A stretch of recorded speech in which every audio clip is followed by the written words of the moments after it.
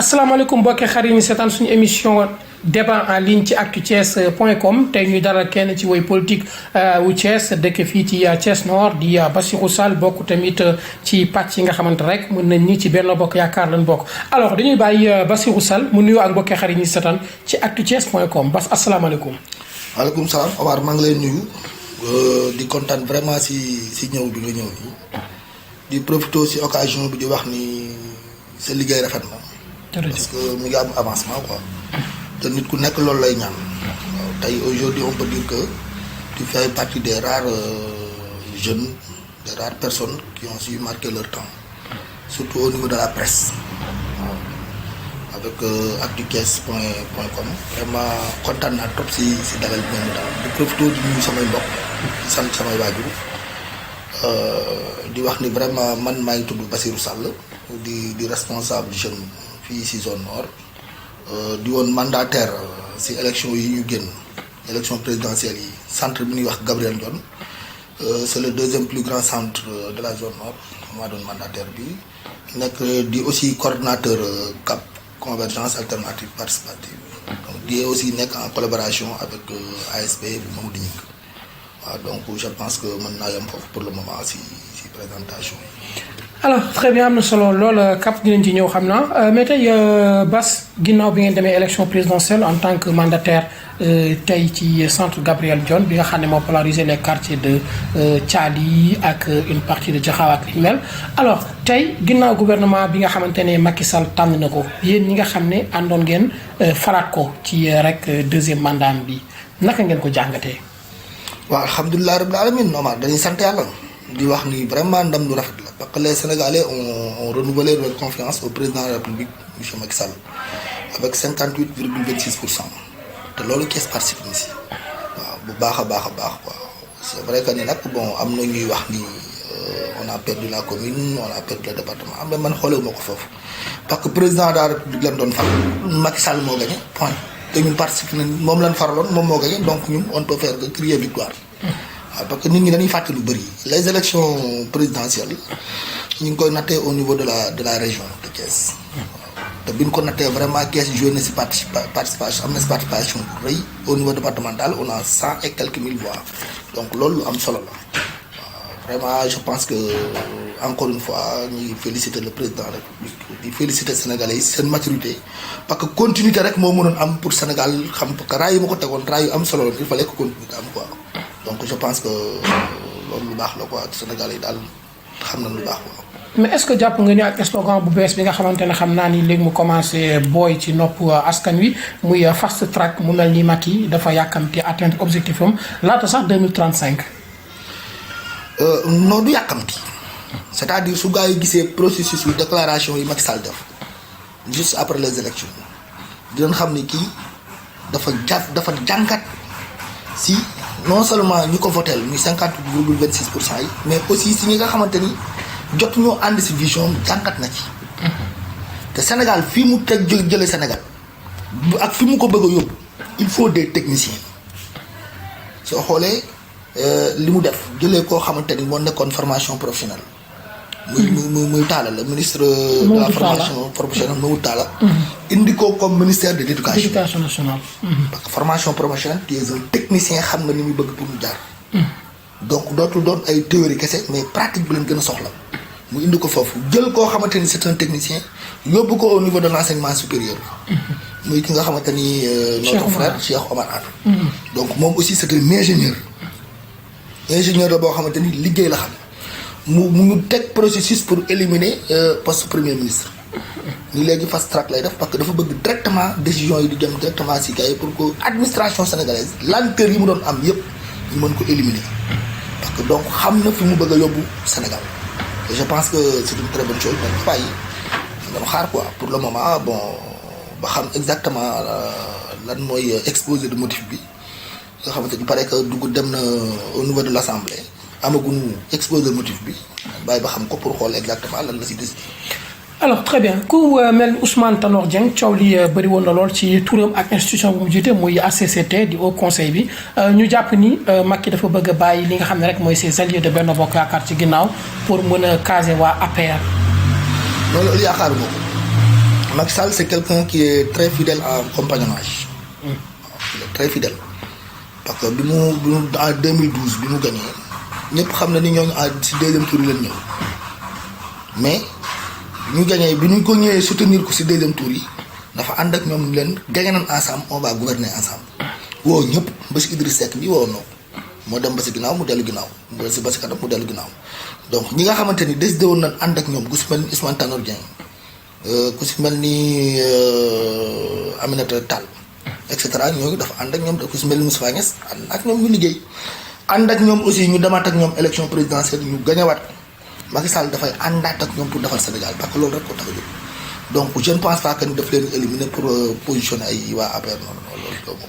alors très bien ci gouvernement bu bees bi ñenn ñi jàpp ni Thiès dañ koo doolelaat parce que tey buntu Macky Sall waa Thiès a ko yor en l'occurrence le ministre directeur de cabinet di le docteur Augustin Tine mais également son adjoint am rang conseiller ministre muy Demba Diouf li ni mel ak Ndeye Tické Ndiaye Diop bi ñu def ministère de l'économie numérique et des télécommunications mais également porte-parole du gouvernement.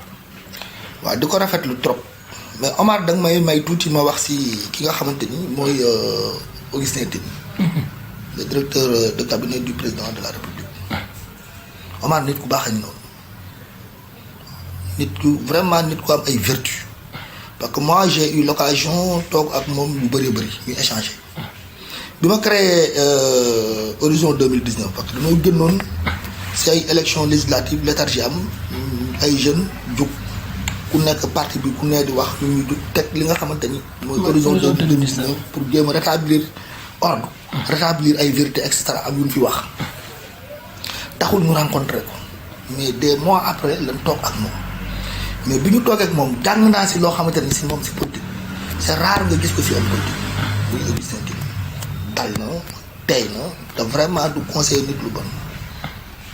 def ñu tuuti ba rappel si moom fi mu jaar si politique que ni xaw nañ am sax ay similitudes yoo xamante ni vraiment dafa bëgg bu ñu saaga bu ñu xas bu ñu def kenn na mu topp suñu kii liggéey pour suñu askan mais pas liggéey pour suñu bopp donc muy lu am solo ñu koy féliciter si li nga xamante ni président de la République renouvelé na sa confiance envers sa personne moom aussi mu jël ki nga xamante ni adjoint la mës a doon en l'occurrence muy directeur de cabinet muy monsieur Demba Diouf moom aussi mu féddale fidélité bi nga xamante ni ak confiance bi président renouvelé si moom mu renouvelé ko si nga xamante ni mooy directeur de cabinet parce que ñoom tamit seen compagnonnage yàgg na en l'occurrence muy monsieur Demba Diouf mu def ko son adjoint direct en même temps ministre conseiller kooku tamit je profite de l'occasion pour féliciter monsieur Demba Diouf di ko wax ni vraiment loolu aussi marque de considération la di profiter aussi occasion bi di féliciter suñu jigéen muy en l'occurrence madame Ndeye Tické Ndiaye Diop te aujourd'hui on peut dire que c'est la patronne de la commune sans conteste il faut que nit ñi nangu ko parce que moom la yàlla mooy doxal Omar il faut que nit ñi di nangu ndoxal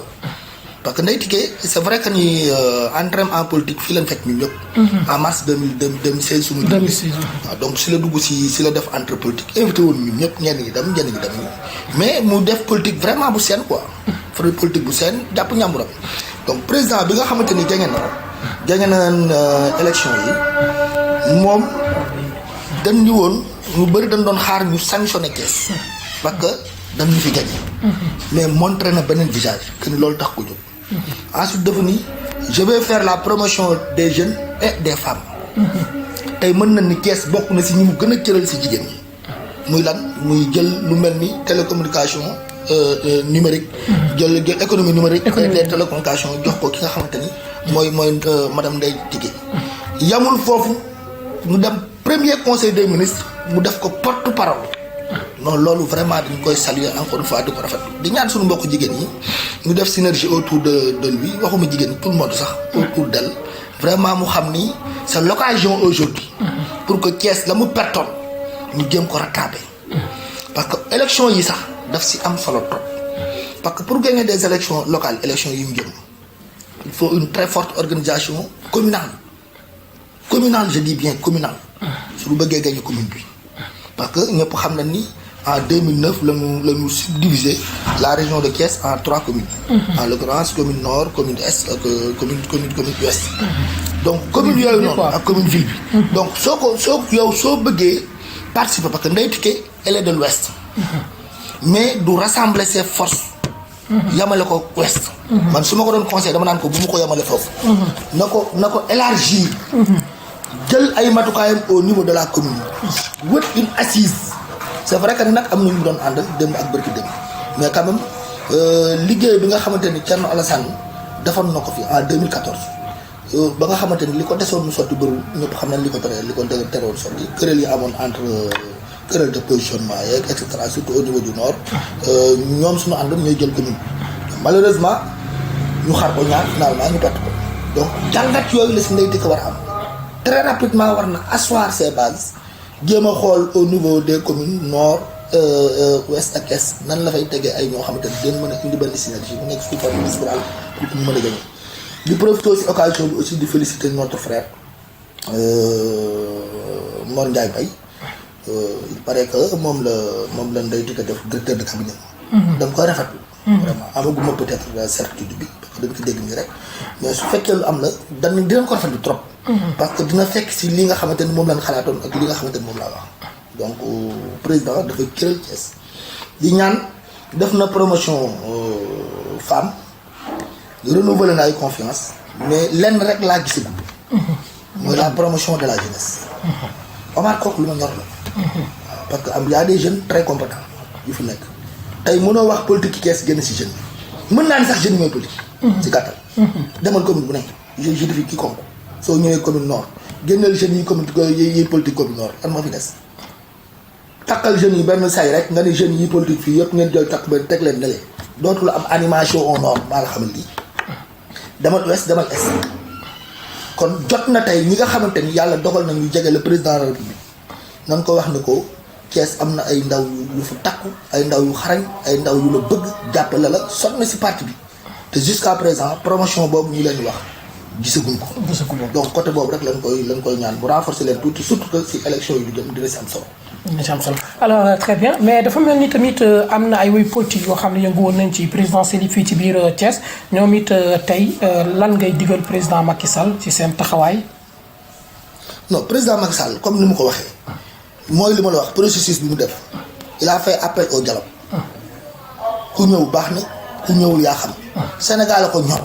mënoon na gagné ànd ak ay ñoñam kese ñi mu gañeel dem liggéey mais yamul foofu dafa def point def jàngat comme ni ma la waxoon sànq. si ñi nga xamante ni sax ànd ak ñëw. ni leen ñëw leen ñu waxtaan si li nga xamante ni mooy jëmee Sénégal kanam man jàpp naa ne képp ku Sénégal ñor war nga dem si dialogue boobu ngeen toog waxtaanee si avenir u Sénégal ak ëllëgu xale yi suñuy doom ak suñuy sët yi donc man gis naa ni danoo war a wuy ci lu mel ni Thierno Alassane il fait partie de la famille. dafa war a dellu si waat bu mel ni Idriss Seck libéral la. donc moom aussi quelque part war na mën a mook Macky Sall heure bi dafa waroon neex ñu mu koy jox ay conseils ay orientation et cetera et cetera. parce que le président Macky Sall l'a cherché en 2012 mais moom moo génn. Macky Sall pour résumer daal c'est pas quelqu'un buy beddi. alors très bien mu mel ni Macky Sall joxewaat na ay directives bu ñu xoolee ci yenn suñu naataangoo yi ñu wane ni Macky mu ngi xamal ne du nangu mukk ay liste parallèle ci élection yi ñu jëm muy locales yi. mënu see ñàkk waaw Macky Sall bëgg-bëggam la wax.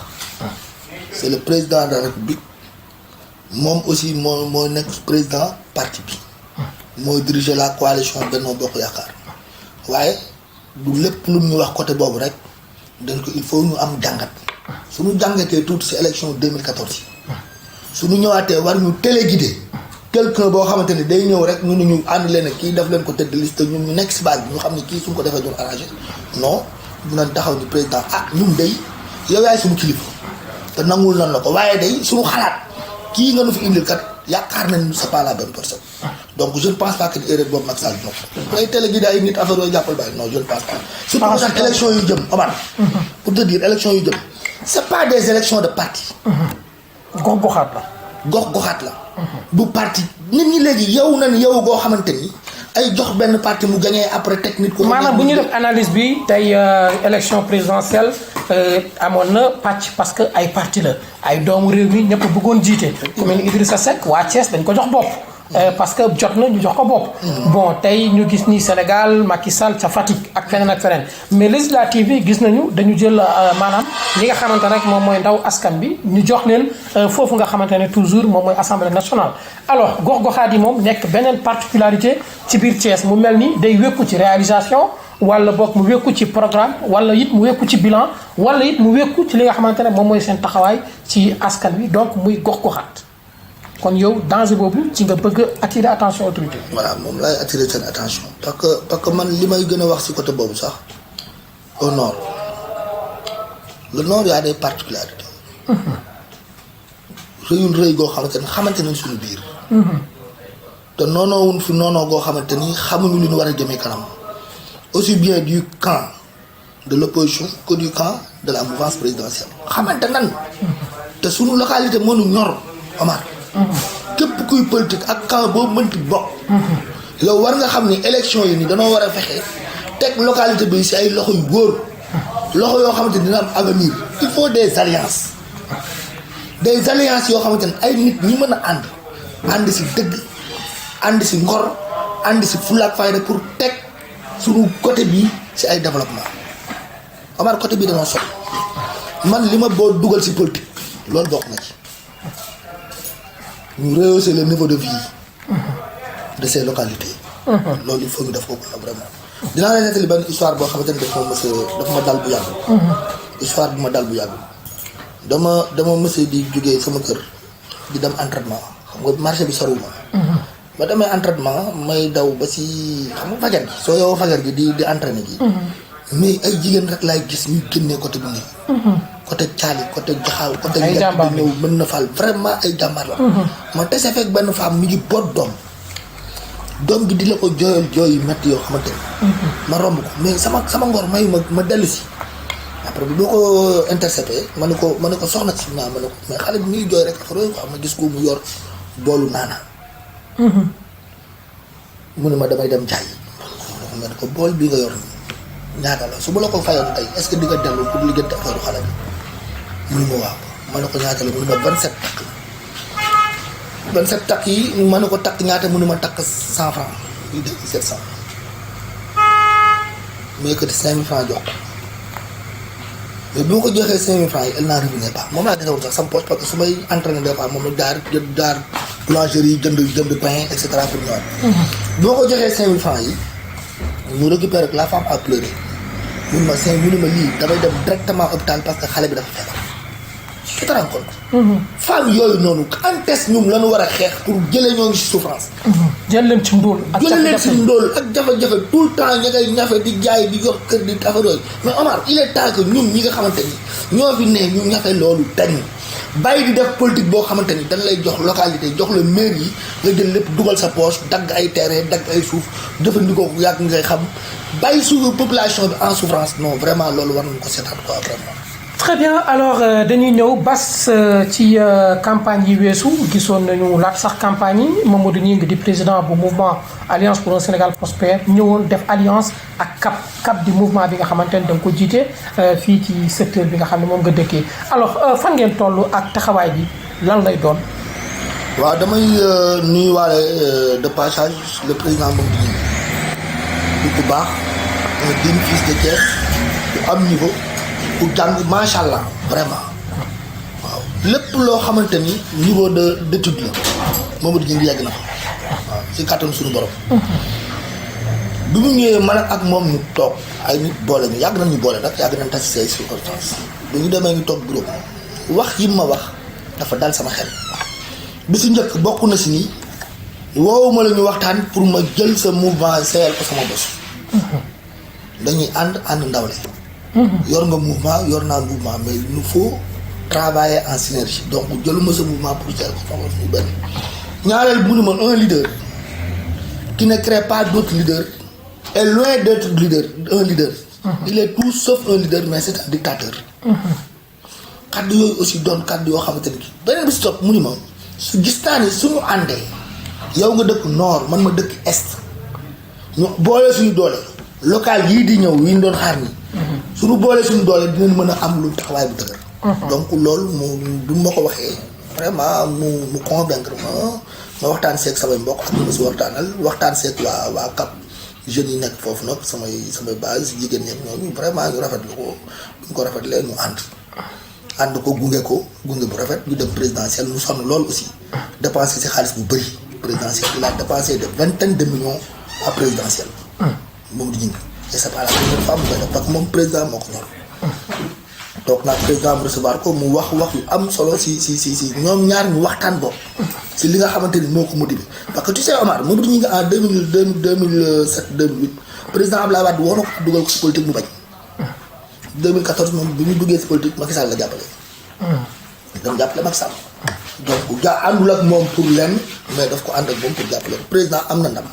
fal na nag ay ministre bokk ci. mi ngi siy sant yàlla di ko kii parce que loolu sax du woon objectif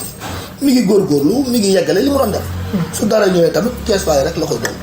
donc loolu la quoi gëm na vision président Macky Sall dugg na def na si àll mu kii bi pour la continuité donc loolu la quoi. également dañuy jaale wala Mame Fatou Diagne di la ko jaale parce que bokkoon na ci ay responsable yu àndoon ak yow ngeen di liggéey fii ci secteur bi mu génn àddina donc ñu koy jaal di ko jaale mbokkam Mame Fatou relation bi ngeen amoon passé woon na responsable politique. waaw vraiment loolu moom betteel bu doy waar laa si am si décès parce que bi ko affaire bi arrivé le mercredi ñu woo ma fekk maa ngi dugg pour dama dëpp dama fekk ko hôpital bi ma gisee téye na sama loxo ñu waxtaan man ak moom bi ñu waxtaanee man ak moom vraiment la amoon naa yaakaar ni dina des sunu biir mais sunu borom bi dara teewul jël na ko maa ngi koy jaale ñëpp di ko jaale ay mbokkam di ko jaale ay jigéenam di ko jaale tout le monde mais di la xamal ni nit ku baax a ngi noonu c'est une tante une confidente lépp parce que moom soo xoolee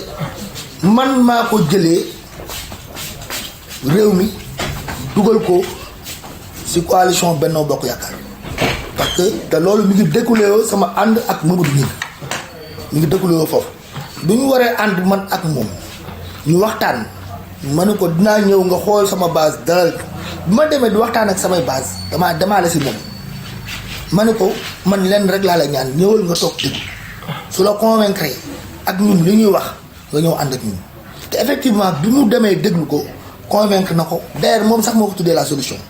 Mame Fatou muy koo xamante ni développement moo ko ñor après ñu waxtaan foofu ak le président Mamadou Ngingue mu tuddee ko la solution parce que financement yi nga xamante ni wax na ko faamu jaxaw taal yi femmes yi ñu ngi koy xaar présidentielle lañ doon dem romb nañ présidentielle yi ñi ngi am yaakaar ni balaa local yi financement yooyu mu waxoon jigéen ñi nga xamante ni ñi ngi toog boor bi di ko xaar dina ko def te am naa yaakaar ni dina ko def parce que c'est un homme de parole c'est un homme de défi lépp loo xamante ni wax na ko pour man dina ko def sans que président jox ko parce que mosu xaar dara président jox ko wala yooyu moom si doole boppam incha allah rabbi nee naa samay militant ak samay militante xaar leen taaxaru leen tuuti loolu li nga xamante ni président moom di ñu ngi waxoon na ko génn incha allah rabbi il va les respecter incha allah rabbi. alors très bien mais seen secteur bi amoon ngeen ministre Ndeye Ramatoulaye Gueye Diop nekkoon ministre de la bonne gouvernance et de la protection de la petite enfance tey bokkatul ci gouvernement bi ba taxawaay ban ngeen ci am. waaw bon en tout cas di ko réconforter di ko wax du courage parce que tamit président daal moo ko wóolu woon teg ko si wetam dénk ko ay nombal tànk gëlaat na ko jox ko keneen sant yàlla na Ndeye Ramatoulaye c'est une sœur, une travailleuse. Elle a été un peu mal comprise par la population thiessoise parce que moom doxul si moom di fësal li nga xamante ni pourtant da koy def. man ak moom des fois daan nañu si échanger.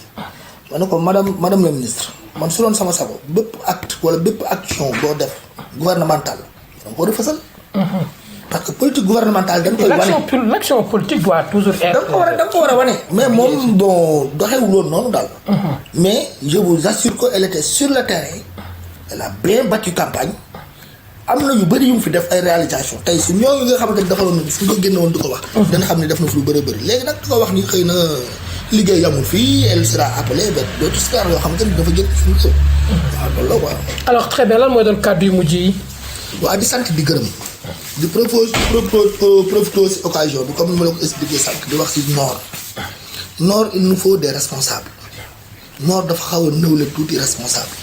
surtout responsable yoo xamante ni directement président de la République moo leen dooleel. te loolu am na benn émission bu ma si defoon di wax di profité au passage di saluer mon frère Lamine Aïcha Fall Lamine Ndiaye. tey lépp loo xamante ni xam naa ko si politique mën naa ne moom moo ma ko jàngal. lépp loo xamante ni def naa ko si politique wala am naa sañ-sañ yi moom moo ma wan yoon bi tegtama te aussi il a beaucoup fait pour la coalition Benno Bokk Yaakaar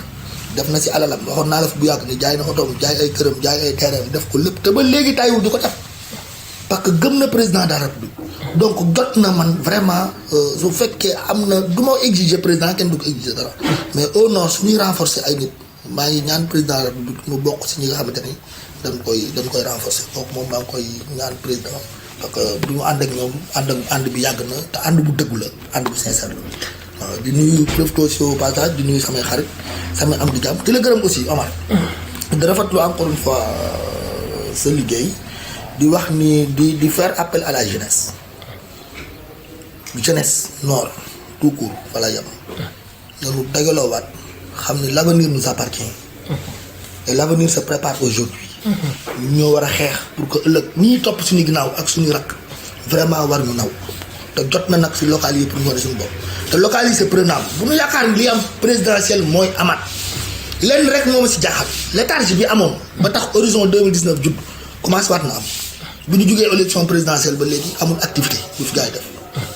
ñi ngi déglu ñi ngi déglu ñenn ñi ngi def ay surtout au nord ñenn ñi ngi di teg nord bi quoi mais il faut que gars yi jug xam ni local yi